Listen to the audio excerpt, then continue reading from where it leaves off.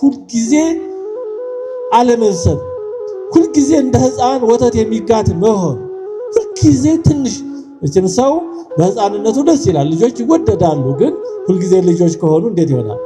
አንድ ሕፃን በአንድ ዓመቱ ከዛ በታች ባሉት ጊዜያት እስከ 2 3 4 5 6 ዓመት ልጅነቱ ደስ ይላል። በ20 ዓመቱም ልጅ ቢሆን ደስ ይላል። በ30 ዓመቱ ልጅ ቢሆን ደስ ይላል። ይሄ የጤና ችግር ነው። ስለዚህ በክርስትና ሁልጊዜ ሕፃን ሆኖ መኖር አይገባም። ስለዚህ አንዱ ቅዱስ ጳውሎስ ያስጠነቀቀው ይሄ ያለመብሰል አደጋ ነው። አለመብሰል ብዙ መከራ ያመጣል። መከፋፈልን፣ መለያየትን፣ አለመግባባትን የሚያመጣ አለመብሰል ነው። ያንን ጥሬና ብስል ይሆናል። አሁን ጥሬና ብስል የሆነ ነገር እንብላው ቢሉ ጥሬው ጥርስ ላይ አደጋ ያደርሳል። አይስማማም። ጥሬና ብስል አስቀዳሽ፣ ቆራቢ፣ አገልጋይ፣ ዘማሪ፣ ሰባኪ ወዘተርፈ ከሆኑ በኋላ በሆነ ምክንያት ከቤተክርስቲያን መውጣት ከዛ በኋላ ውስጥ አዋቂ ስለሆነ እንዲህ ያለ ሰው በጣም የቤተክርስቲያን ከባድ ፈተና ሲሆን በታሪክ ታይቷል። ዛሬም ቢሆን ይሄ ሊሆን የሚችል ነገር ነው። ቸልተኝነት ለየት ያለው ጠባዩ ሲያጠፋ አያስታውቅም እና እኛ ግን በኃጢአት ሰጥመን በዓለም ባህር እየዋኘን ምን ችግር አለው? ምን ሆንኩ? ምን አጠፋው? እኔ ቄስ አልገደልኩ ንስሐ ግባ የምትሉኝ ማለት ትልቅ የህመም ምልክት ነው። ገብርኄር ማለት ታማኝ፣ ቸር፣ ቅን አገልጋይ ማለት። እኛም በቅንነት አገልግሎታችንን እናቀርባለን። ትምህርተ ወንጌል፣ ዝማሬ፣ ቀጥታ ስርጭት፣ ልዩ ኦርቶዶክሳዊ መንፈሳዊ ዝግጅቶችን እናቀርባለን። ገብርኄር። በስመ አብ ወወልድ ወመንፈስ ቅዱስ አሐዱ አምላክ አሜን። አባቶች ካህናት፣ ወንድሞች ዲያቆናት፣ አባቶች፣ እናቶች፣ ወንድሞች፣ እህቶች፣ ሕፃናትም በእግዚአብሔር ስም እንዴት ዋላችሁ? እንዴት ሰነበታችሁ? ለዘላለማዊ የሚጠቅመውን የሚያዘጋጀውን ቃሉን ለመስማት በምሕረት አደባባዩ ለመገኘት መጥታችኋልና እግዚአብሔር አምላካችን በእውነቱ አብዝቶ እንዲባርካችሁ ምኞቴ ነው። አባት ስለሆነ ደግሞ አብዝቶ ይባርካችኋል። ሁላችንንም አብዝቶ ይባርከን። በሚኖረን ጊዜ አጠር አድርገን የምንማርበት የትምህርታችን ርዕስ የቸልተኝነት ኃጢአት የሚል ነው። የቸልተኝነት ኃጢአት በአባቶቻችን ትምህርት ከተገለጹት 8 አበይት ኃጢአቶች አንዱ ነው። 6ኛ አድርገው የገለጹት የቸልተኝነት ኃጢአትን ነው። አኬዲያ ይሉታል። ግድ የለሽ መሆን፣ ቸልተኝነት፣ ጨርሶም አይክድም፣ ጨርሶም አይርቅም፣ ደግሞ ጨርሶም አይቀርብም፣ ወደ ሕይወት አይቀርብም፣ ግን ጨርሶ ደግሞ ከቤተክርስቲያን አልወጣም። እንዲህ ያለ እየመሰለ በቁሙ የመሞት ወይም በቁም የሚገድል ከባድ ኃጢአት ነው። ቸልተኝነት ኃጢአት ቀላል ነገር አይደለም። ስለዚህ ዛሬ ይህንን ኃጢአት መንስኤዎቹንና ከዛ ደግሞ ከዚህ ለመውጣት ምንድነው የሚሻለው፣ ምን ማድረግ እንችላለን የሚሉ ነገሮችን ለማየት እንሞክራለን። ቅዱስ ጳውሎስ በዕብራውያን መልእክቱ ምዕራፍ 2 ቁጥር 1 እስከ 2 ላይ እንዲህ ይላል። ስለዚህ ከሰማነው ነገር ምናልባት እንዳንወሰድ ለእርሱ አምልጠን ልንጠነቀቅ ያስፈልገናል። በመላእክት የተነገረው ቃል ጽኑ ከሆነ መተላለፍና አለመታዘዝም ሁሉ የጽድቅን ብድራት ከተቀበለ እኛስ እንዲህ ያለውን ታላቅ መዳን ቸል ብንለው እንዴት እናመልጣለን ይላል። ኦሪት እንደሚታወቀው የተነገረችው በመላእክት መካከለኛነት ነው ለሙሴ የተሰጠችው። ኦሪት እስከ ወንጌል መምጣት ለጊዜው ነው የተሰጠችው። ኦሪት እንደ ሻማ ሰው በጨለማ ጊዜ በባትሪ በሻማ እንደሚጓዘው ቀን ፀሐይ ሲወጣ ግን ያ ሁሉ እንደማያስፈልገው ኦሪትም እስከ ወንጌል መዳረሻ ሆና ነበር የተሰጠችው። ግን በዚህ አይነት ሁኔታ የተሰራችው ኦሪት እንኳን የሚተላለፋት ሰው ከነበረ ቅጣቱ ወዲያውኑ ይፈጸምበት ነበረ። ሐዲስ ኪዳን ወንጌል ግን የተሰራው በራሱ በክርስቶስ ነው። ኢየሱስ ክርስቶስን መካከለኛ የሐዲስ ኪዳን የሚለው ለዚህ ነው። ብሉይ ኪዳን በመላእክት መካከለኛነት ነው የተሰራችው። ሐዲስ ኪዳን ግን በራሱ በክርስቶስ በፈጣሪ በክርስቶስ በእግዚአብሔር ነው የተሰራችው። እንዲሁም ሐዲስ ኪዳን ዘላለማዊ ነው፣ አያልፍም፣ አይተካም። እንግዲህ ብሉይ ኪዳን ለጊዜው እስከ ወንጌል መዳረሻ ድረስ የተሰጠው እንኳ ላልተቀበሉ ሰዎች ዕዳ ያስከትል ከነበረ ወንጌልን ይህን ታላቅ መዳን ተሰጥቶን ሳለ ቸል ብንል እንዴት ከጥፋት ከቅጣት እናመልጣለን ይላል ቅዱስ ጳውሎስ። ቅዱስ ጳውሎስ በዕብራውያን መልእክቱ 5 ማስጠንቀቂያዎችን ተናግሯል። ዕብራውያን 5 ማስጠንቀቂያዎችን የያዘ መልእክት ነው። ባጭሩ ወደ ቸልተኝነት ከመግባታችን በፊት ዋና ጉዳያችን ዛሬ የቸልተኝነት ኃጢአት ስለሆነ 5ቱ አንደኛው ቸሌ ማለት ርዕሳችን አድርገን የያዝነው ኃጢአት ነው። የቸልተኝነት ችላ የማለት ኃጢአት ነው። ምዕራፍ 2 ከቁጥር 1 እስከ 2 የተጻፈው ዳንጀር ኦፍ ኔግሌክት ወይም ቸልተኝነት አኬዲያ የሚባለው ነው። ሁለተኛው የአለማመን አደጋ ነው። ዳንጀር ኦፍ አንቢሊፍ እግዚአብሔር ሲናገር አለማመን ልቡናን ማደንደን ነው። ሶስተኛው ማስጠንቀቂያ ያለመብሰል አደጋ ነው። ዳንጀር ኦፍ ኢማቹሪቲ ማለት ሁልጊዜ አለመብሰል፣ ሁልጊዜ እንደ ሕፃን ወተት የሚጋት መሆን፣ ሁልጊዜ ትንሽ እችም ሰው በሕፃንነቱ ደስ ይላል፣ ልጆች ይወደዳሉ። ግን ሁልጊዜ ልጆች ከሆኑ እንዴት ይሆናል? አንድ ሕፃን በአንድ ዓመቱ ከዛ በታች ባሉት ጊዜያት እስከ 2 3 4 5 6 ዓመት ልጅነቱ ደስ ይላል። በ20 ዓመቱም ልጅ ቢሆን ደስ ይላል። በ30 ዓመቱ ልጅ ቢሆን ደስ ይላል። ይሄ የጤና ችግር ነው። ስለዚህ በክርስትናም ሁልጊዜ ሕፃን ሆኖ መኖር አይገባም። ስለዚህ አንዱ ቅዱስ ጳውሎስ ያስጠነቀቀው ይሄ ያለመብሰል አደጋ ነው። አለመብሰል ብዙ መከራ ያመጣል። መከፋፈልን፣ መለያየትን፣ አለመግባባትን የሚያመጣ አለመብሰል ነው። ያም ጥሬና ብስል ይሆናል። አሁን ጥሬና ብስል የሆነ ነገር እንብላው ቢሉ ጥሬው ጥርስ ላይ አደጋ ያደርሳል። አይስማማም ጥሬና ብስል። የቤተክርስቲያን አንዱ ፈተና ነው። የተወሰነው ይበስላል፣ ብዙ ደግሞ ጥሬ ይሆናል። የበሰሉት እንዲሁን ሲሉ ጥሬዎቹን ለምን ይሆናል ይላሉ። ደግሞ አለመብሰላቸውንም ስለማያውቁ ልክ የሆኑ ነው የሚመስላቸው። ቅዱስ ጳውሎስ ያስጠነቀቀው አንዱ ይሄ ያለመብሰል አደጋ። ሶስተኛ አራተኛው ወደኋላ የመመለስ ወይም የመካድ አደጋ ነው። ከገቡ በኋላ መውጣት አፖስታሲ። ይሄ በሌላው ከባድ አደጋ ነው። ቤተክርስቲያን ከኖሩ በኋላ አስቀዳሽ፣ ቆራቢ፣ አገልጋይ፣ ዘማሪ፣ ሰባኪ ወዘተርፈ ከሆኑ በኋላ በሆነ ምክንያት ከቤተክርስቲያን መውጣት ከዛ በኋላ ውስጥ አዋቂ ስለሆነ እንዲህ ያለ ሰው በጣም የቤተክርስቲያን ከባድ ፈተና ሲሆን በታሪክ ታይቷል። ዛሬም ቢሆን ይሄ ሊሆን የሚችል ነገር ነው። ወደ ኋላ የመመለስ የመካድ ገብቶ መውጣት፣ ይሄ ገብቶ ወጦች ሁልጊዜ የቤተክርስቲያን ትልቅ ፈተናዎች ናቸው። አምስተኛው እግዚአብሔርን ያለመታዘዝ ወይም እምቢ የማለት አደጋ ነው።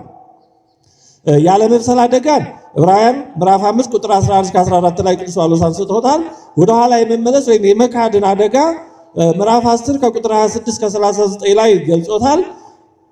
እግዚአብሔርን ያለመታዘዝን ወይም እምቢ የማለትን አደጋ ደግሞ ዕብራውያን 12 ከ25 እስከ 39 ላይ ለሚናገረው እምቢ እንዳትሉ ተጠንቀቁ ይላል። እንግዲህ ከነዚህ አምስቱ አንዱ ቸልተኝነት ነው። እሱን ነው እንደ እግዚአብሔር ፈቃድ ለማየት የምንሞክረው እና ቅዱስ ጳውሎስ ምን አለ? እኛስ እንዲህ ያለውን ታላቅ መዳን ቸል ብንለው እንዴት እናመልጣለን? እግዚአብሔር የሰጠውን ታላቅ መዳን በቸልተኝነት ብናልፈው፣ በቸልተኝነት ሳንጠቀምበት ብንቀር እንዴት ከቅጣት እናመልጣለን ይላል። መልሱ ቀላል ነው። አንችልም ነው መልሱ። ግልጽ ነው። አንችልም። እንግዲህ ቸልተኝነት ነፍስን ከሚያጠፉ ኃጢአቶች መካከል በጣም ሳይታወቅበት ቀስ አድርጎ ውሃ ሲወስድ እያሳሳቀ ነው የሚባለው። ቀስ አድርጎ ሳይታወቅ የሚያጠፋ ኃጢአት ነው። እያንዳንዱ ኃጢአት የራሱ ጠባይ አለው። ቸልተኝነት ለየት ያለው ጠባዩ ሲያጠፋ አያስታውቅም። እንደ ግልጽ ኃጢአቶች አንድ ጊዜ ስብር አይደለም የሚያደርገው። ሌሎች ኃጢአቶች የታወቁ ናቸው፣ አይድረሱ እንጂ ሲሆኑ ይታወቃሉ። ዝሙት ይታወቃል፣ ማመንዘር ይታወቃል፣ መግደል ይታወቃል፣ መሳደብ ይታወቃል፣ መካድ ይታወቃል። ሌላው እግዚአብሔር አያድርስ እንጂ ሲሆን ይታወቃል። ለመሆኑ ግራ የሚያጋባ ነገር የለውም። ይሄ ቸልተኝነት ግን ጸጥተኛ ነው። ጸጥ ብሎ ቀስ ብሎ ሳይታወቅበት ወደ ልባችን ውስጥ ዘልቆ ይገባና መንፈሳዊታችን ድንዝዝ እያለ እየቆየ እያደረ እየቀዘቀዘ ሳናቀው ያለን እየመሰለን ወፍራም ምንድነው ጠጉራም በግ ነው አለ ሲባል ወይም ጠጉራም ውሻ እንደሚባለው ያለን እየመሰለን ከቤተክርስቲያን ያልተለየን ምንም የጎደልብን የሌለ እየመሰለን ግን ሳናቀው ልንጠፋ እንችላለን። ስለ ቸልተኝነት ማለት እግዚአብሔር ለሰጠን መዳን ወይም እግዚአብሔር ለሰጠን አጠቃላይ ጸጋ ግድ የለሽ መሆን ማለት ነው። ለራስ መዳን ግድ የለሽ መሆን ማለት ነው።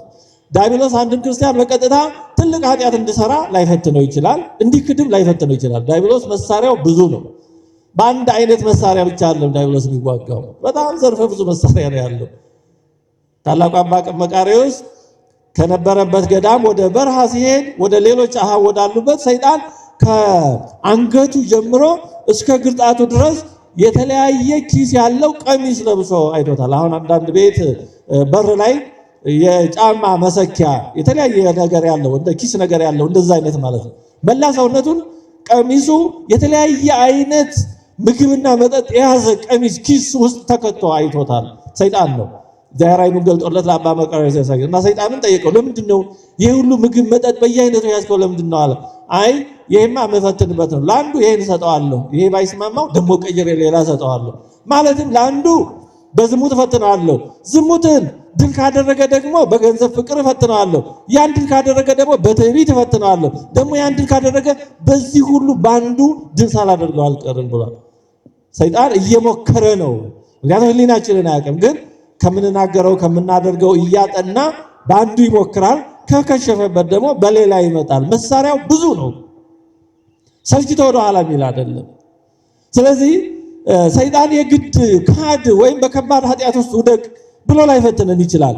በቸልተኝነት ሊፈትነን ይችላል። እንዴት አድርጎ?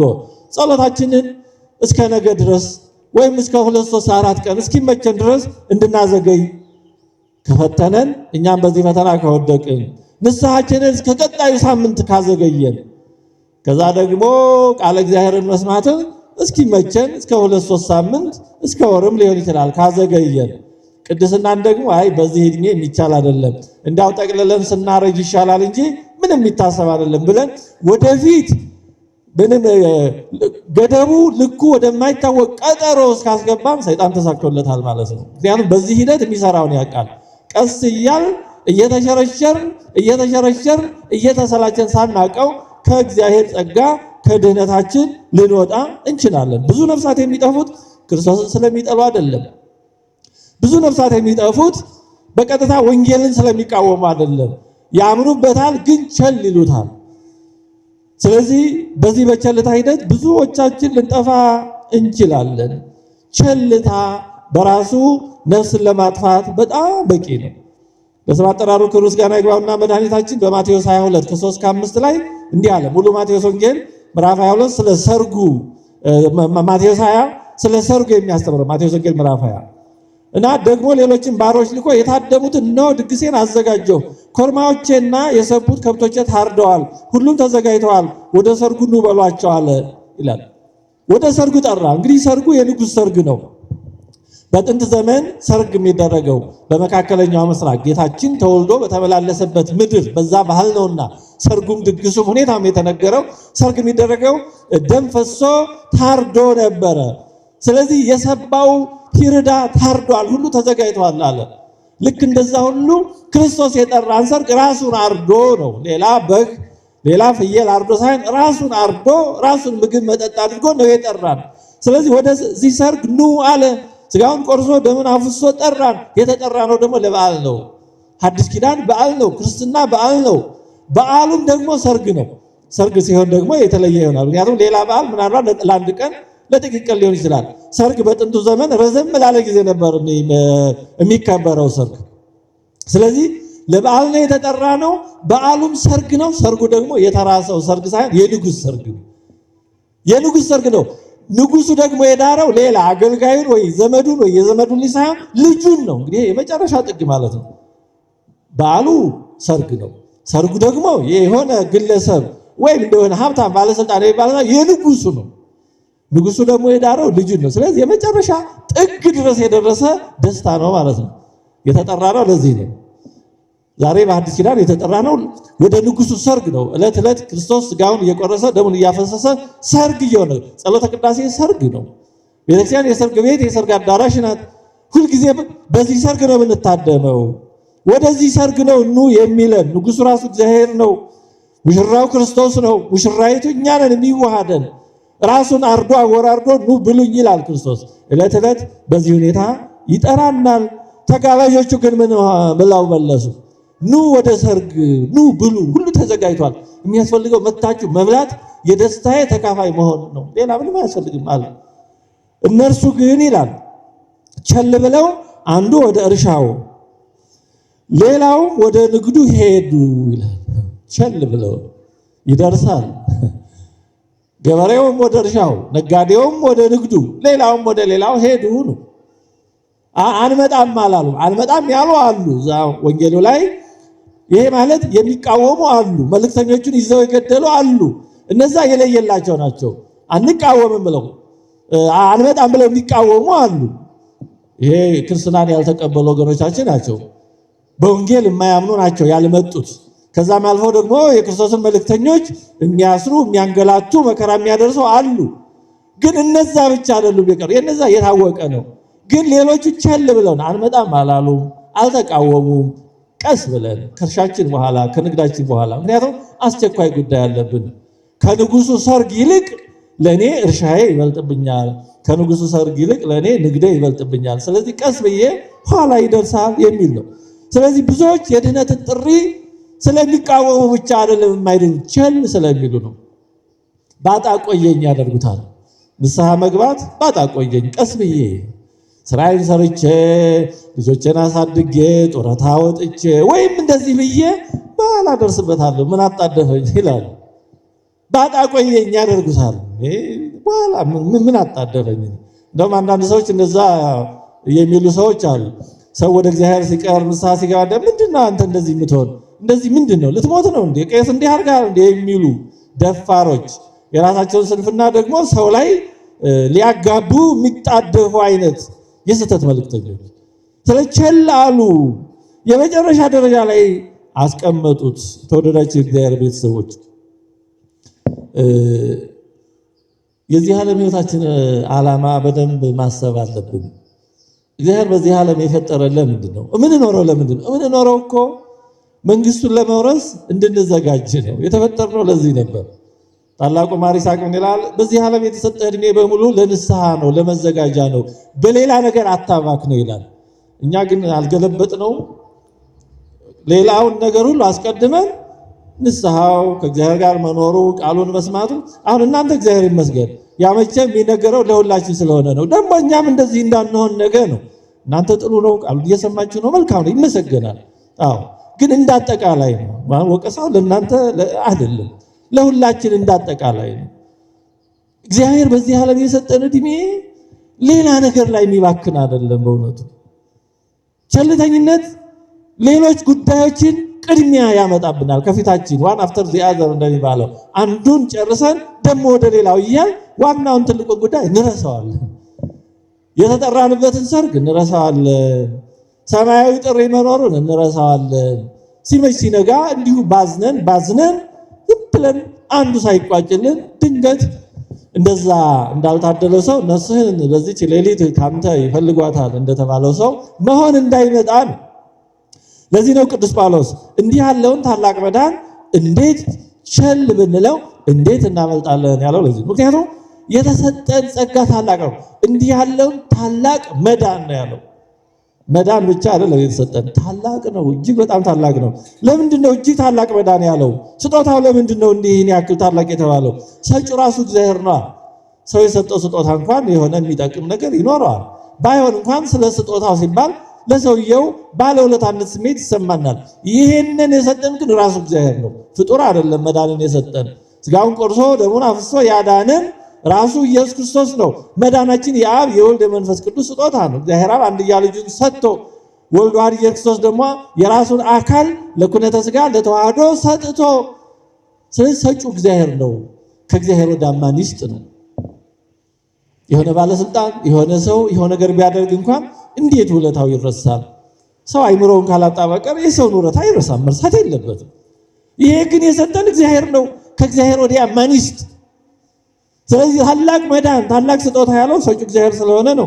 እንዲሁም የተከፈለበት ዋጋ የኢየሱስ ክርስቶስ ደም ስለሆነ ነው። ለመዳናችን የተከፈለው ዋጋ ሌላ ነገር ወርቅ፣ ብር ወይም ሌላ የክርስቶስ ስጋና ደም ነው። የክርስቶስ ደም ነው የፈሰሰው። ቅዱስ ጴጥሮስ እንዳለው የዋዠን የገዛን በበግ በፍየል ደም ወይም ደግሞ በብርና በወርቅ አይደለም፣ በራሱ በክርስቶስ ስጋና ደም ነው የተገዛ ነው ይላል። የአንድ ነገር ዋጋ የሚታወቀው በሚከፈልበት ገንዘብ መጠን ነው። እኛን ለመግዛት የዋለው ገንዘብ በዚህ ዓለም ያለ ወርቅ ብር አይደለም። ንጹህ ጽሩይ የሆነ መለኮት የተዋሃደው የኢየሱስ ቅዱስ ስጋ ክቡር ደም ነው። መለኮት የተዋሃደው ደም ነው የፈሰሰው። ከዚህ በላይ ምን ዋጋ ይከፈል? አያችሁ የተጠራንለት ጥሪ ዋጋው ምን ያህል ከባድ እንደሆነ። ጠሪው ራሱ እግዚአብሔር ነው፣ ሰጪው ራሱ እግዚአብሔር ነው። ደግሞ ለዚህ ዋጋ ከፍሎ ነው የጠራን። እኛ ከፍለን አይደለም ወደ ሰርጉ ምን ሄደው፣ እሱ ከፍሎ ነው ወደ ሰርጉ የጠራን። ይገርማል። ራሱ ደሙን አፍስሶ ክሶ ነው የጠራን። አንዲት የክርስቶስ ደም ጠብታ መላው ፍጥረት በሙሉ አይመጥናትም። የሚያስገኘው ነገር ደግሞ እጅግ በጣም ታላቅ ነው። ከእግዚአብሔር ጋር ህብረት ያለው መሆን ነው። የተዘጋጀልን ጸጋ፣ የተዘጋጀልን ሽልማት አላፊ አይደለም፣ ጊዜያዊ አክሊል አይደለም። ዛሬ የተቀበለነው ነገ የሚያልቅ ወይ የሚያልፍ ወይ የሚወሰድ አይደለም። ከራሱ ከእግዚአብሔር ጋር መኖር ነው። ይሄ እንግዲህ እንዴት ተብሎ ይገለጻል? በእውነቱ እንዲሁም ያዳነን እጅግ በጣም ከባድ ከሆነ ነገር ከሞትና ከሲኦል ነው። የሚያወርሰን ዘላለማዊ ሕይወት ነው። እንግዲህ አንድ ሰው ከንጉሥ እጅግ በጣም ውድ የሆነ ስጦታ ቢሰጠው ያን ስጦታ ይደብቀዋል? ያን ስጦታ እንዳልባሌ ነገር አልሆነ ቦታ ያስቀምጠዋል? እንዴት አድርጎ? ከንጉሱ ይሄ ተሰጥቶኛል ዛሬ ይኑር አይኑር አላውቅም፣ ኒሻን እንደዚህ የሚሸለሙ ሰዎች ያንጠለጥሉ ነበር ያን የተሸለሙትን። ይሄን ተሸልመናል እንደማለት ነው። ይሄን ያህል በመሪዎች ዘንድ ከብረናል እንደማለት ይመስለኛል እዚህ ጋር የሚደረድሩት። ሌላ ምን ትርጉም አለው? እና ከሰማይ ከምድር ንጉሥ እኛ ይሄን የመሰለ አክሊል ዘላለማዊ ሕይወት ክብር ተዘጋጅቶልን ተሰጥቶን ይሄን እንዳልባሌ ችላ ማለት እንዴት ቅጣት አይኖረውም? እንዴት እንደቀላል ነገር ይታያል? ስለዚህ የተወደዳቸው እግዚአብሔር ቤተሰቦች ቸልተኝነት የማይመስልበት አደገኛ ነገር ስለሆነ ነው። ጌታችንም ደግሞ ደጋግሞ ንቁ፣ በርቱ፣ አስተውሉ እያለ በጣም በተደጋጋሚ አስጠንቅቆናል።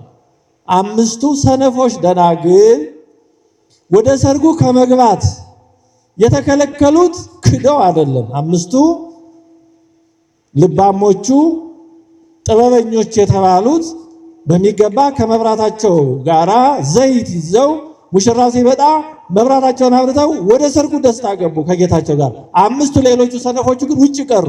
አሁን ውጭ የቀሩት ስለካዱ አይደለም፣ በክርስቶስ አላምንም ስላሉ አይደለም። በቤተ ክርስቲያን ውስጥ ናቸው ማለት ተስፋውን በመጠበቅ ውስጥ ናቸው፣ ግን አልተዘጋጁም። ይበቃናል ያለን ምንም ችግር የለውም ብለው በቸልተኝነት ነው ሳይገቡ የቀሩት። በቸልተኝነት ነው ሳይገቡ የቀሩት እንጂ ደናግል ናቸው። የሚገርም እኮ ነው በእውነት ፍትወተ ሥጋን አሸንፈው በድንግልና ኖረው ግን በቸልተኝነት ምክንያት ወደ ጌታቸው ደስታ ሳይገቡ ቀሩ። አያችሁ ቸልተኝነት እንዴት ከባድ እንደሆነ። ያለን እየመሰለን እኔ ምን ችግር አለ አልካድኩም፣ ቤተክርስቲያን ውስጥ ነው ያለሁት፣ ከቤተክርስቲያን አጥር ቅጥር አልወጣሁም፣ ቤተክርስቲያን እሄዳለሁ፣ እሳተፋለሁ፣ ምን ችግር አለው እያል ግን እንደ 5ቱ ደናግል ልንጠፋ እንችላለን። ምክንያቱም ወደ ጌታችን ደስታ ካልገባን ምን ዋጋ አለው? ውጭ ከቀረን መጠበቃችን ብቻ ምን ዋጋ አለው? ከሚገቡት ጋር አብረን ጊዜ ማሳለፋችን ብቻ ምን ዋጋ አለው? የተወደዳችሁ የእግዚአብሔር ቤተሰቦች ከሚገቡት ጋር አብረን ቆይተን አጅበን እንዳንመለስ ነው። ቸልተኝነት አጃቢ አድርጎ ያስቀራል። 5ቱ ሰነፎች 5ቱን ልባሞች አጅበው አስገብተው አቆያይተው እነሱን ቀሩ። እኛም ዝም ብሎ አብረን አራፋጅ አጣማጅ ብቻ እንዳንሆን። ቸልተኝነት እንደዚህ ነው፣ ሳይታወቅ የሚያጠፋ አደገኛ ኃጢአት ነው። ለዚህ አባቶቻችንም ከ8ቱ አበይት ኃጢአቶች አንዱ አድርገው 6ኛው ደረጃ ላይ እሱን አስቀምጠው በስፋት የጻፉበት አኬዲያ ይሉታል። ቸልተኝነት መንፈስም ቅዱስ ዮሐንስ አፈወርቅ እንዲህ ይላል፣ ልከኛና ትጉ እንደሆነ ሰው ያለ ጠንካራ ሰው የለም፣ እንደ ቸልተኛ ሰው ያለ ደካማ ሰው ደግሞ የለም ይላል። እንደ ቸልተኛ ሰው ያለ ደካማ ሰው የለም፣ ያው ድካሙን እንኳን አያውቅምና። እና ቅዱስ ዮሐንስ አፈወርቅ መንፈሳዊ ቸልተኝነት ለሰይጣን ሰፊ መግቢያ በር እንደሚሰጠው በተደጋጋሚ አስተምሯል። ቅዱስ ባስልዮስ ደግሞ እጅግ በጣም ከባዱ አደጋ ግልጽ የሆነ የሰይጣን ጦርነት ሳይሆን ቸልተኝነት ነው ይላል። ግልጽ የሆነ የሰይጣን ጦርነት ግልጽ ስለሆነ እግዚአብሔር እንዲረዳን እንጸለያለን፣ በጸሎት እርዱን እንላለን፣ እግዚአብሔርም ይረዳናል። ቸልተኝነት ግን ሰላም የመሰለ ጦርነት ነው። ምንም ችግር የሌለበት ግን ያደጋ ጊዜ ነው። በጣም አደገኛ ነው። ሰው መታመሙን ሳያውቅ ታሞ ሊሞት የሚችልበት አደገኛ በሽታ ስለሆነ ነው። ቅዱስ ኤፍሬም ሶርያዊ ደግሞ ቸልተኛ ሰው ከመሞቱ አስቀድሞ በከፊል ወይም በግማሽ የሞተ ነው ይላል። ቸልተኛ የሆነ ሰው ከመሞቱ አስቀድሞ በከፊል ወይም በግማሽ የሞተ ነው ይላል። ማር ይስሐቅ ደግሞ ትናንሽ የሆኑ ነገሮችን ቸል የሚል ሰው በታላላቅ ነገሮች ላይ ወደ መውደቅ መሄዱ አይቀርም ይላል። እንግዲህ ቸልተኝነት ምን እንደሆነ ጠቅላላ አድርገን ካየን 3 ነጥቦችን ባጭር እናንሳና ትምህርታችንን እንጨርሳለን። አንደኛው አጠር አድርገን ነው የምናነሳው። የቸልተኝነት መሳሪያዎች ምክንያቶች ምንድናቸው ነው ማለት ወደ ቸልተኝነት የሚወስዱን ምንድናቸው ነው። አንዱ ኋላ ይደርሳል ማለት ነው። ለሌላ ቀን መግፋት፣ ቀስ ብዬ ይደርሳል፣ ምን አስቸኮለኝ፣ ምን አስጨነቀኝ፣ ምን አጣደፈኝ ቅድም እንዳነሳ ነው ማለት ነው። እንዲህ ያለው ነገር በጣም አደገኛ ነው። ሰይጣን በጣም ከሚወዳቸው ቃላት ነገና ኋላ የሚሉት ናቸው ይባላል። ነገ ኋላ በጣም አደገኛ ነው። ዛሬ ማድረግ የምንችለውን ነገር ዛሬ እናደርገው። ነገ የኛ አይደለም። ነገ እንደር ብናድርም ያን ዛሬ መስራት የምንችለውን ነገር መስራት የምንችል እንሁን አንሁን እግዚአብሔር ብቻ ነው የሚያውቀው። ዛሬ ያሉ እድሎች ነገ ላይ ይገኙ ይችላሉ። ዛሬ ማድረግ የምንችለው የነበረውን ነገር ነገ ማድረግ ስለመቻላችን እግዚአብሔር ብቻ ነው የሚያውቀው። ስለዚህ ኋላ ይደርሳል ማለት ቸልተኝነት በጣም አደገኛ ነገር፣ በጣም አደገኛ ነገር ነው። አናሳድር። ዛሬ ማድረግ የምንችለው ለምሳሌ ለሆነ ሰው ተቸግሮ ዛሬ ማድረግ የምንችለው ነገር ካለ ዛሬ እናድርግለት። ነገ አንበለው። ነገ የኛ አይደለም፣ አናቅም። እኛም ላናድር እንችላለን። ያንንም ነገር ምንም አናቀው ነገም ስለሚሆነው የመዳን ቀን ዛሬ ነው፣ ያው አሁን ነው የተባለው ነገር።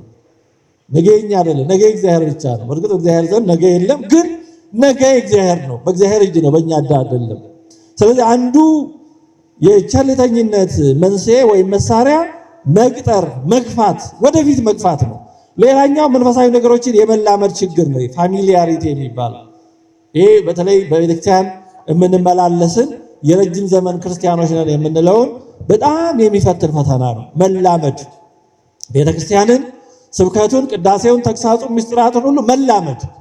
ስለዚህ ከተላመድነው በኋላ ልክ እንደለመደ መድኃኒት ውጤት ማምጣት ያቆማል። ለምደነዋል ሳይገባን፣ ግን ዝም ብሎ በጆሮ ጠገብ እየተመላለስ ስለኖርን ጣዕም ያጣብናል። እጅግ አስፈሪ ገናና የሆነው በእውነቱ ቃል እግዚአብሔር የመትር ነደሳት የተባለው ቃሉ ምንም ትርጉም የሌለው ይሆንብናል። ስብከቱ እንጨት የሚል ይሆንብናል። ቅዳሴው ምንም የተለየ ነገር የሌለው እንደው ተጀምሮ እስኪጨረስ ድረስ በጣም የሚሰለቸን፣ እያዛጋን ሰዓት እያየን እየተቀመጥን እየተነሳን አላልቅልን የሚል ሊሆን ይችላል። ይሄ የስልቸታ የችግር ምልክት ነው። መስቀሉና ቅዱሳት ስዕላቱ ጌጥ፣ ባህል፣ ካልቸር ብቻ ሊሆንብን ይችላል። ወንጌል የተለመደ ተራ ነገር ሊሆንብን ይችላል። ሁሉም አዲስ ነገር ምንም አዲስነት የሌለው ሊሆንብን ይችላል። ይሄ በጣም ከባድ ነገር ነው። ከባድ አደጋ ምልክት ነው። ስለዚህ በጸጋው ሳንለወጥ ጸጋውን መላመድ ላይ እንዳንወድቅ መጠንቀቅ ያስፈልጋል። ቤተክርስቲያን ዙሪያ ስለኖርን ብቻ ቤተክርስቲያንን ሀብቷን፣ ጸጋዋን፣ ቃሉን፣ ስብከቱን፣ ቅዳሴዋን እንዲሁ ዝም ብሎ ወደ መላመድ እንደ ቀላል ነገር ወደ ማየት እንዳንሄድ በጣም መጠንቀቅ ያስፈልጋል። ቤተክርስቲያን ስለተመላለስን ብቻ ቤተክርስቲያን አወቅናት ማለት አይደለም። አንዳንዶቻችን ምናልባት ደግሞ ካህናቶችን ስለቀረብን ከዛ ማለፍ ስላለም ወይ ብፁዓን አባቶችን እንዲህ ብናቅ ቤተክርስቲያን በዛ ልክ አትለካም። ምንድነው የቄስ ልጅ እግዚአብሔር አጎቱ ይመስላል ይባላል። እና እኛ ወደ ቤተክርስቲያን ስለቀረብን በቃ እግዚአብሔርን ያወቅነው ቤተክርስቲያን ያወቅናት በቁጥጥራችን ስር አድርገን እንዳናስብ በጣም ይሄ አደገኛ ነው። አንድ ሰው ነበር አሉ ዝም ብሎ አዋቂዎች ጋራ ትልልቅ እውቀት አላቸው የሚባሉ ሰዎች ጋራ የሚውል ዝም ብሎ መዋል ይወዳል። እና አንዱ ጓደኛ መጣ አንተ እውቀት እኮ ጉንፋን አይደለም አብሮ በመዋል አይጋባም ብሎታል ይባላል። ዝም ብሎ አብሮ በመዋል የሚጋባ ነገር አለ። ካህናት ጋር ስለዋል ቤተክርስቲያን ስለመጣ ብቻ የእግዚአብሔር ጸጋ የእግዚአብሔር እውቀት ዝም ብሎ እንዲህ ባለ መንገድ እንደ ቫይረስ እንደ ባክቴሪያ የሚተላለፍ አይደለም። መኖርን በልብ ከእግዚአብሔር ጋር መኖርን ይጠይቃል። መሻትን ይጠይቃል። ውስጥን ማንጻትን ይፈልጋል። ፈሪሃ እግዚአብሔር ይፈልጋል። መሳቀቅ ይፈልጋል እንጂ እንዲሁ ዝም ብሎ በመላመድ በመመላለስ ብቻ ቤተክርስቲያን ትታወቅ አይደለች። እና ይሄ የመላመድ በሽታ እንዳይኖርብን ጥንቃቄ ያስፈልጋል። ሱባኤ ስለያዝን ፍልሰታ ስትመጣ ስለምናስቀድስ እንደዚህ ብቻ በቃ ቤተክርስቲያን እናውቃታለሁ። ይሄ በጣም አደገኛ ነው። እንደውም በጣም አደገኛ ነው። ሳናውቃት ቤተክርስቲያን ያወቅናት ሊመስለን ይችላል። በመረዳት በማስተዋል ካላደረግነው በልማድ የምናደርገው ነገር በጣም ጎጂ ሊሆን ይችላል። ለዚህ ነው ብዙዎች ቤተክርስቲያን ሳያውቋት ዝም ብለው ያው የወላጅም ችግር አለ። ወላጅ ሳያስተምር ዝም ብሎ በፍልሰታ ዓመት ጠብቆ ነጠላውን አልብሰው እንደዚህ አሰራርገው ሂዱ ቁረቡ። ይሄ በጣም አደገኛ ነው። ለምን እንደሚቆርቡ አስተምሯቸው። አለዛ ዝም ብሎ በልማድ ከቤት አምጥቶ ከዛ እዚህ ይመጣሉ ተኝተው ቁርባን ሲደርስ ተቀስቅሰው መቁረብ በጣም አደገኛ ነው። ቅዱስ ቁርባን ዝም ብሎ እንደ መድኃኒት የሚዋጥ ነገር አይደለም። አብረው በጸሎተ ቅዳሴው ተሳትፈው በአቅማቸው ልክ እየተማሩ እየተረዱ እየፈለጉት መሆን አለበት እንጂ ዝም ብሎ እንደዛ ልማድ እንኩ ቁረቡ የግድ ቁረቡ እያለቀሱ አስቆርበን ከዛ ደግሞ ሲያድጉ ሕፃን ስለሆኑ ይሄ ሊኖር ይችላል። ግን በልካቸው ሳናስረዳ ከሆነ ኋላ ሲያድጉ እኔም ክርስቲያን ነበርኩ ወይ ቆራቢ ነበር በፍልሰታ እያሉ ግን የቤተክርስቲያን ዋና አፍራሾች፣ ዋና የቤተክርስቲያን ጠላቶች፣ ቃሮች ሊሆኑ ይችላሉ። ስለዚህ ማስተዋል አለ። ይሄ መላመድ በጣም አደገኛ ነገር ነው። እንዲህ ያሉ ሳያውቁ ዝም ብለው የተላመዱ ሰዎች ኋላ ይወጡና በጣም የቤተክርስቲያን አደገኛ ፈተናዎች፣ እነሱ የማይመለሱ ከሃዲዎች ሊሆኑ ይችላሉ። ስለዚህ አንዱ ወደ ቸልተኝነት የሚያመጣው ይሄ መላመድ ነው እና መላመድን በጣም መጠንቀቅ አለብን። በጣም አደገኛ ነው። በጣም አደገኛ ነው። ሌላው ምቾትን መውደድ ነው። ሰውነታችን ምቾት ይፈልጋል። አሁን በዚህ ቅዝቃዜ እዚህ እንዲህ ቁጭ ከማለት እቤት እሳት አንድዶ ልብሱን ለባብሶ ቢቀመጥ ሰውነታችን ይፈልጋል። ስለዚህ ምቾትን መውደድ አንዱ ወደ ቸልተኝነት የሚወስድ ነው። መሳነፍ፣ ችላ ማለት ለጊዜው ቀላልና ምቹ ነው። ተነስቶ ከመጸለይ ቁጭ ብሎ ማረፍ ይመቻል። ስለዚህ ምቾትን መውደድ አንዱ ቸልተኝነትን የሚያመጣ ነው። ሌላው ዓለምን መውደድ ነው። ዓለምን መውደድ ቀስ በቀስ ዘላለማዊነትን የተመለከቱ ነገሮችን እያፈናቸውና እየጨቆናቸው ሄዳል። በሂደትም ጨርሶ ይገድላቸውና እንደ እንስሳት ያለ ኑሮ ይለመዳል። ዓለምን መውደድ በጣም አደገኛ ነው። የምንኖረው በዓለም ነው። ዓለምን መውደድ ግን አይጠቅምም። ሰው ይህን ዓለም ከወደደ ሌላ ዓለም መኖሩን ማሰብ እየተወ ወይም ውስጡ እየቀዘቀዘ ይሄዳል። ሳያስበው በሂደት እንደ እንስሳት ሲመሽ ሲነጋ በመብላት በመጠጣት በስሜት ብቻ የሚመላለስ ይሆናል። እንዲህ ያለው ሁኔታ በጣም ቸልተኛ ያደርጋል። እንዲህ ያለው ስለ እግዚአብሔር ቃል ስለ ንስሐ እንዲህ ያለ ነገር መስማት አይፈልግም። ቢሰማም ቸል ነው የሚለው። ስለዚህ ዓለምን መውደድ በጣም አደገኛ ነው። ቅዱስ ዮሐንስ ዓለምን አትውደዱ ያለው ለዚህ ነው። በቅዳሴ ጊዜ በቅዱስ ዮሐንስ ወይም ጴጥሮስ ወይም ከሰባት መልእክታት አንዱ ከተነበበ በኋላ ወንድሞች ሆይ ይህን ዓለም አትውደዱ፣ በዓለም ውስጥ ያለውንም አትውደዱ፣ ዓለሙ ምኞቱም ኃላፊ ነውና ተብሎ ሁልጊዜ እንዲነገረን የተደረገው ለዚህ ነው።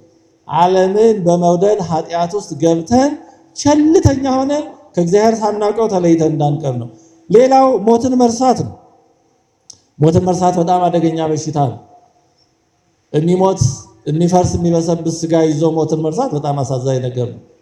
ግን በተለያየ ምክንያት ሞትን ልንረሳ እንችላለን። ሞት ቢዘገይ የቀረ ይመስላል እንደሚባለው። ስለዚህ ሞትን መርሳት ነው ሌላው ቸልተኛ የሚያደርገው። ሌላው ትዕቢት ነው።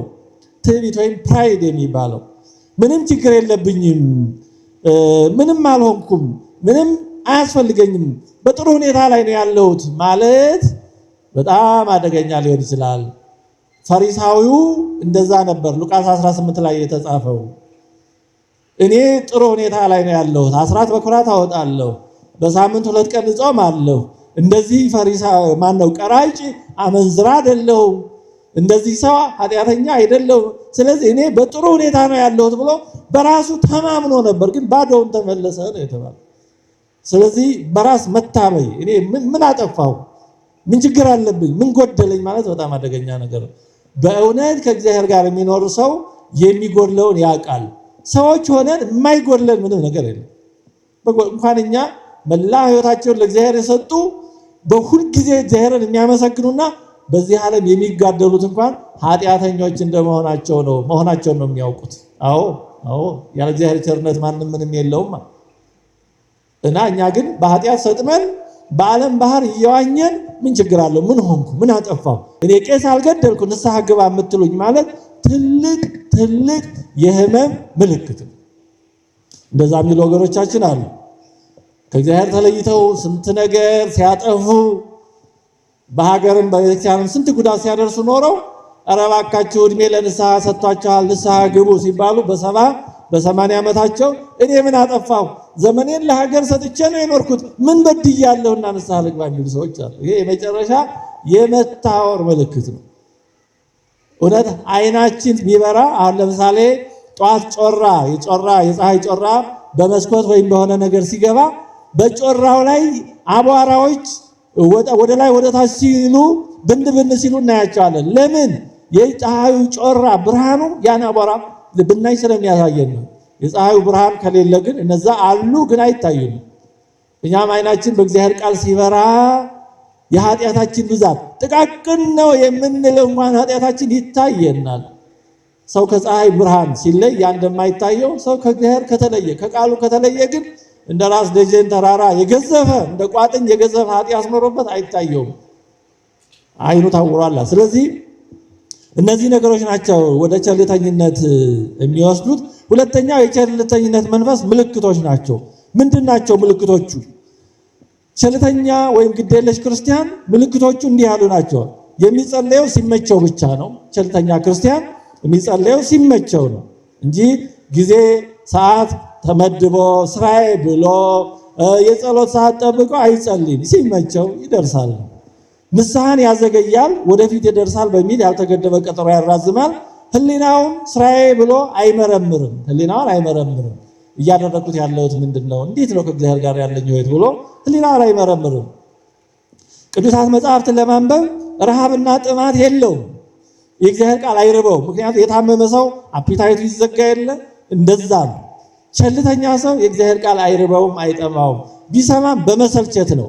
ገና ትምህርት ሲጀመር መቼ ነው የሚያበቃው ብሎ ማብቂያው ይሰለቸዋል፣ ይቁነጠነጣል። የእግዚአብሔር ቃል ሲጀመር አይመቸውም።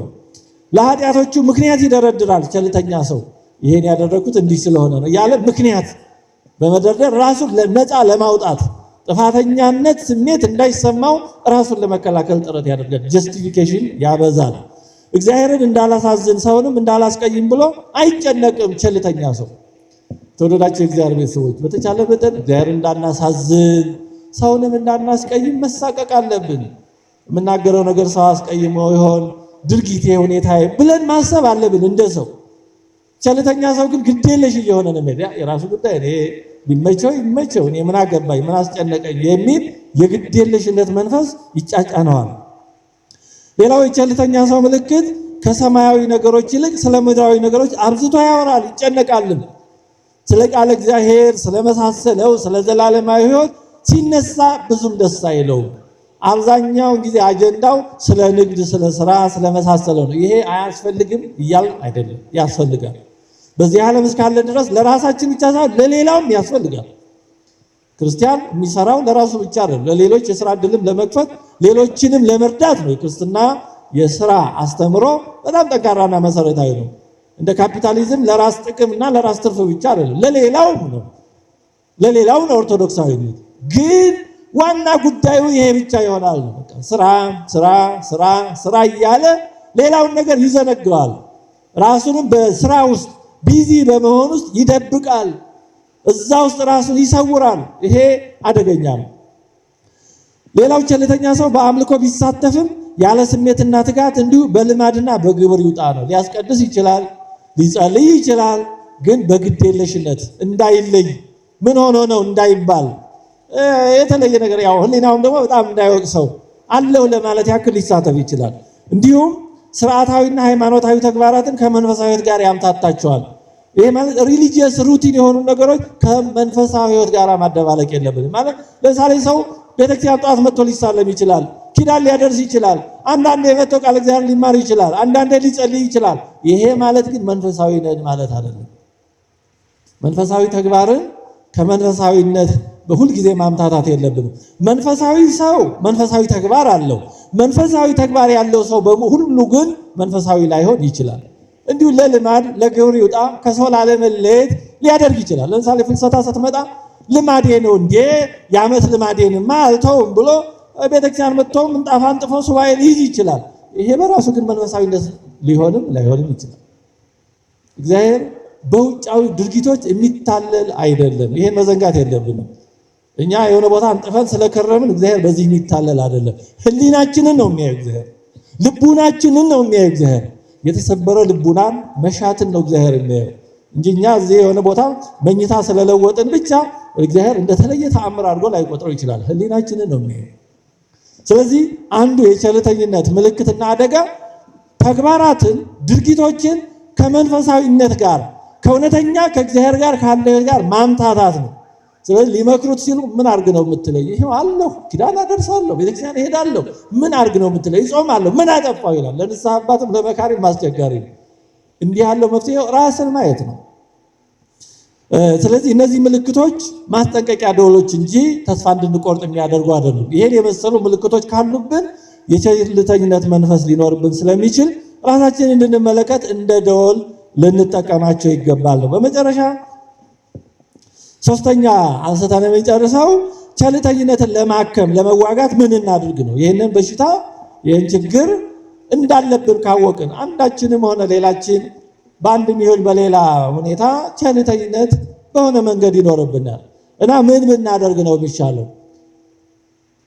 ለነገ ከማለት ግዴለሽ ከመሆን መንፈሳዊ ነገርን የዘላለማዊትን ነገር ችላ ከማለት ዝም ብሎ ላልተወሰነ ጊዜ ከመቅጠር ከመግፋት ዛሬ እንድንል ዛሬ ከእግዚአብሔር ጋር መኖር አለብን የመዳን ቀን አሁን ነው እንድንል ምን እናድርግ ነው። አንዱ በዚህ የሚጠቅመን የኢየሱስ ክርስቶስን ውለታ ማስታወስ ነው።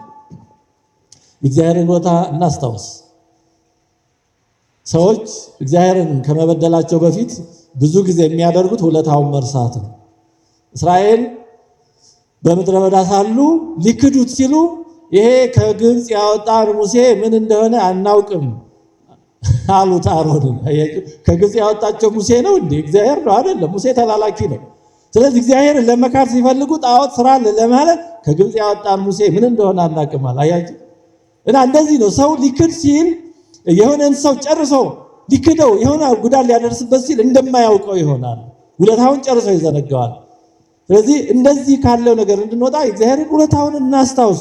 ውለታውን ስናስብ ደግሞ የእግዚአብሔር ደግነቱ አባትነቱ ይቀርባል ወደኛ እና የእግዚአብሔርን ውለታ እናስታውስ። በእውነት እግዚአብሔር ከመፍጠር ጀምሮ ያደረገልን ውለታ ሁልጊዜ እናስታውስ። ስለኛ ነው ሰው የሆነው፣ በዚህ ምድር የተመላለሰው ስለኛ ነው። እኛውን ቅዝቃዜው ይሄ ሁኔታ እንኳን እንዴት አይመቸንም። እሱ ግን በመስቀል ላይ ነው የተቸነከረው። ይሄ ቃላት ይገልጸዋል። በእውነት እኔ እንዲህ ስናገረው ይጨንቃል። መቸንከር ወይ ጉድ! በመስቀል ላይ እሱ ምንም ያገኘው ነገር ሳይኖር ስለኛ ፍቅር ብሎ ስለኛ መዳን ብሎ ወደ መቃብር ነው የወረደው። በግብፅ በረሃ ነው ከእናቱ ጋር የተንከራተተው። የግብፅ በረሃ እንኳን በስደት በእውነት እንደ ቱሪስት ሆኖ እንኳን በተለይ በሞቃቱ ጊዜ ኤሲ ባላቸው አውቶቡሶች እንኳን ሲጓዙ ከአውቶቡሱ ሲወጣ ምን ያህል ሙቀቱ ያቃጥላል፣ ይፋጃል። እሱ ግን ከእናቱ ጋር እንዲያ ባለ አስቸጋሪ ሁኔታ ገና በሕፃንነቱ እናቱም ደግሞ ገና 16 17 ዓመት እኛ ቲኔጀር የምንለው በዛ እድሜያ ነው አዝላው በመከራ የተንከራተተችው።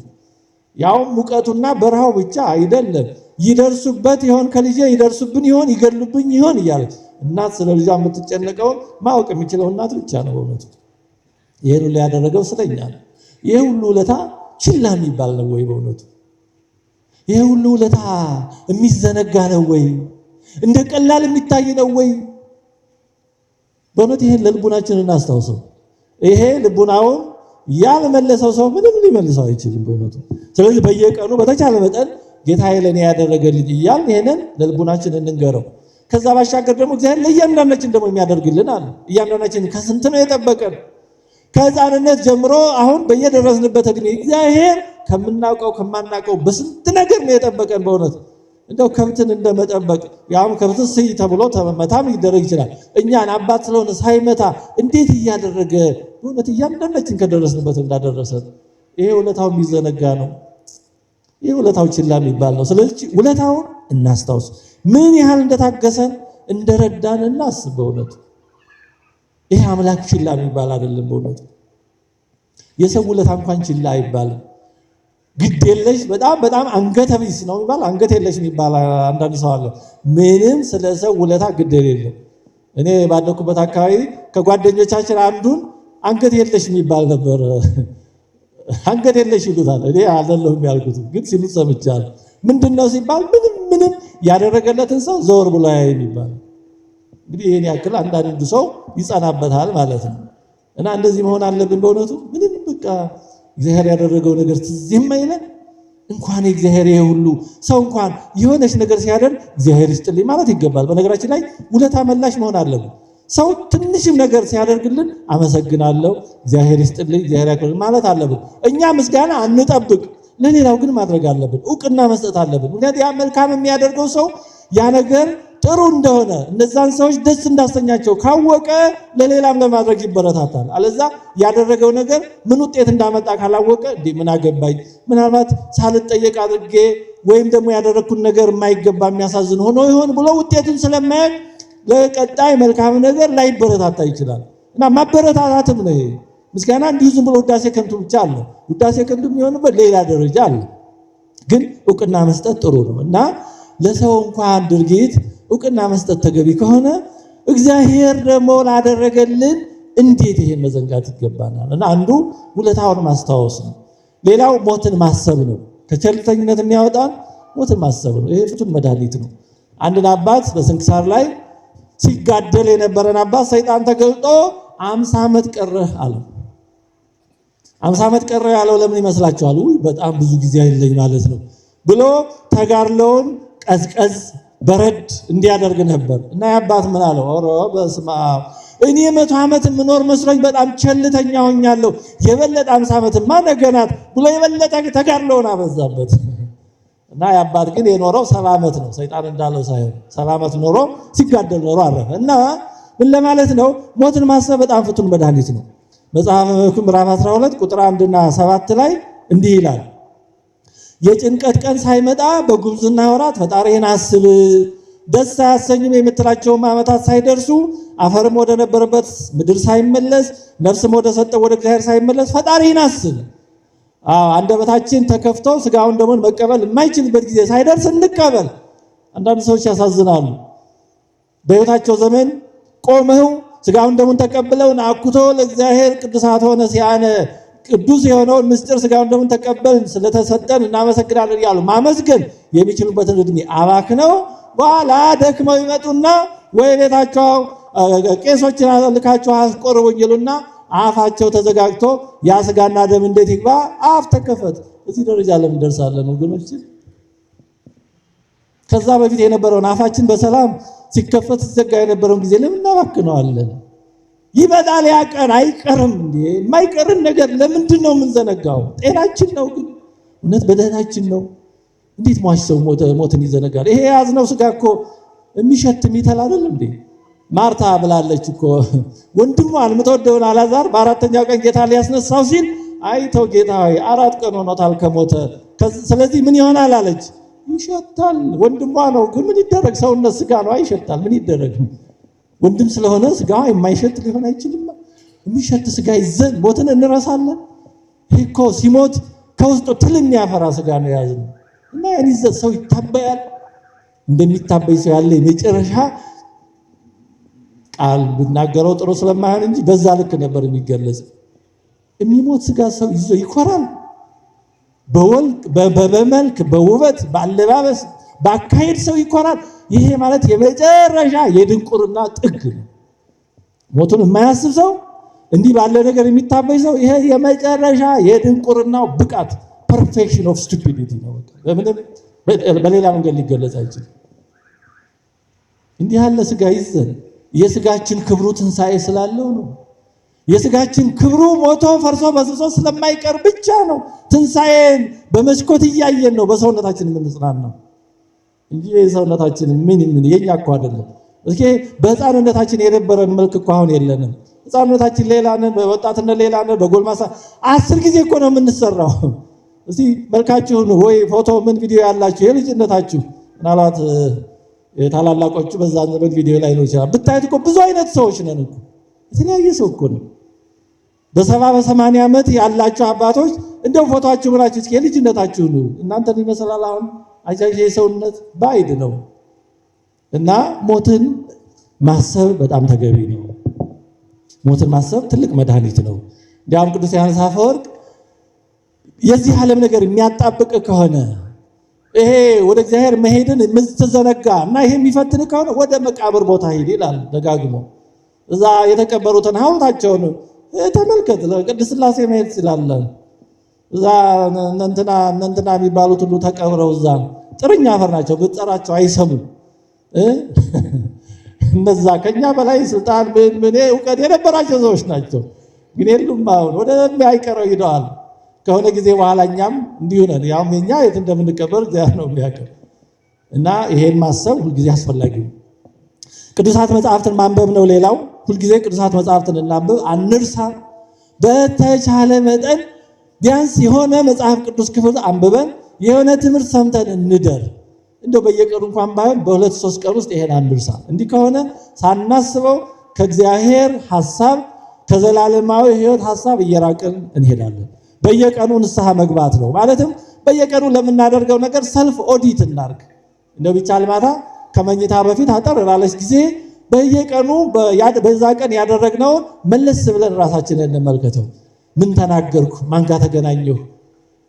ብለን በእያንዳንዱ ያደረግነውን ምናልባት ሰዎችን ያሳዘነ ለሰዎች የማይመች ነገር ሰርተን አድርገን ተናግረን ከሆነ ይቅርታ መጠየቅ ካለብን በሚቀጥለው ቀን ይቅርታ መጠየቅ፣ እንደው በእኛና በእግዚአብሔር የሚቀርም ከሆነ ይቅርታ መጠየቅ በጣም አስፈላጊ ነው። አለዛ እየተደራረበ ራሳችንን ለውጦ አበላሽቶ ከሆነ ጊዜ በኋላ የማይመለስ ጠባያችን ሊሆን ይችላል። ከዛ በኋላ ተወኝ እባክህ በዚህ አትምጣብኝ ልንል ሁሉ እንችላለን። ስለዚህ በየቀኑ ንስሐ መግባት ማለት የግድ በየቀኑ የንስሐ አባት ጋር መሄድ አይደለም። ንስሐ ማለት ልቡናን ወደ እግዚአብሔር መመለስ፣ ከተሳሳተው አረዳድና አኗኗር ወደ እውነተኛ መመለስ ነውና በየቀኑ ድርጊታችንን ሁኔታችንን ሁሉ መፈተሽና ማስተካከል ማለት ነው። ሳያቋርጡ መጸለይ ነው። ሌላው ከቤተክርስቲያን ጋር መጣበቅ። እንደዚህ ቤተክርስቲያን መምጣት። ቤተክርስቲያን ስንመጣ እግዚአብሔር በማን አድሮ ምን እንደሚመክረን ምን እንደሚያስተምረን አናቅም። መመላለሳችንን አይቶ እግዚአብሔር በልቡናችን የሚያሳድረውን ጸጋ አናቀው። እግዚአብሔር ምን አይነት ነገር እንደሚያደርግልን አናቀው። ለዚህ ነው በህብረት እንድንድን ያደረገው።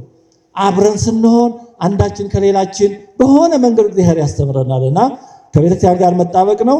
እንግዲህ የተወደዳችሁ የእግዚአብሔር ቤተሰቦች ቸልተኝነት በጣም አደገኛ ኃጢአት ነው።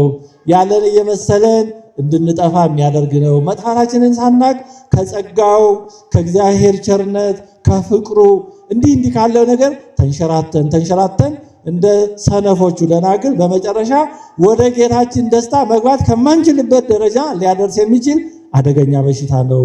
ስለዚህ እኛም እንደ ክፉ አገልጋይ አንተ ክፉና ሐኬተኛ ባሪያ እንዳንባል የተሰጠንን ታላቅ መዳን ቸል ሳንል እግዚአብሔር በሰጠን ጊዜ ቃሉን እየሰማን እንደዚህ ልቡናችንን በፊቱ እያስመረመርን ኃጢአታችንን ይቅር እንዲለን ለካህን እየተናገርን ለካህን ተነግሮ ንስሐ የሚገባበትን እየተናገርን ንስሐ እየገባን ሕሊናን በማስተካከል እና እንዲህ ባለው መንገድ የሚስተካከለውን ደግሞ እያስተካከልን በየቀኑ ወደ እግዚአብሔር እየቀረብን ከእርሱ ጋር እንድንኖር ጥፋታችንን አርመን ጉድለቶቻችንን በቸርነቱ ሞልተን ቅዱስ ሥጋውን ክቡር ደሙን ተቀብለን የተቀበልንም ደግሞ በዚህ ጸጋ ጸንተን በቀኙ ከሚያቆማቸው ቡሩካን ወዳጆች ከሚላቸው ጋር እንዲቆጥረን የአምላካችን የእግዚአብሔር ቅዱስ ፈቃዱ ይሁንልን።